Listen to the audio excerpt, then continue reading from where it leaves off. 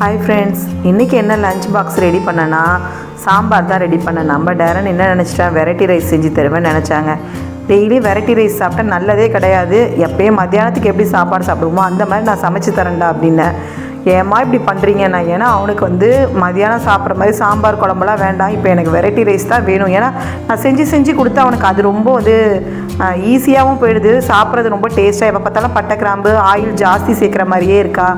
இன்றைக்கி சாம்பார் தான் வைப்பண்டான்னு சொல்லிட்டாங்க. வெண்டைக்காய் இருந்துச்சு, வெண்டைக்காய் சாம்பார் தான் ரெடி பண்ணிவிட்டு கொஞ்சம் பச்சை பட்டாணி இருந்தது, அதோட உருளைக்கிழங்கு வேக வச்சுட்டு நான் உருளைக்கிழங்கு வறுவலும் சாம்பார் தான் ரெடி பண்ணேங்க. இன்றைக்கி லஞ்ச் பாக்ஸ்க்கு சாம்பாரும் உருளைக்கிழங்கு வறுவலும் தான்.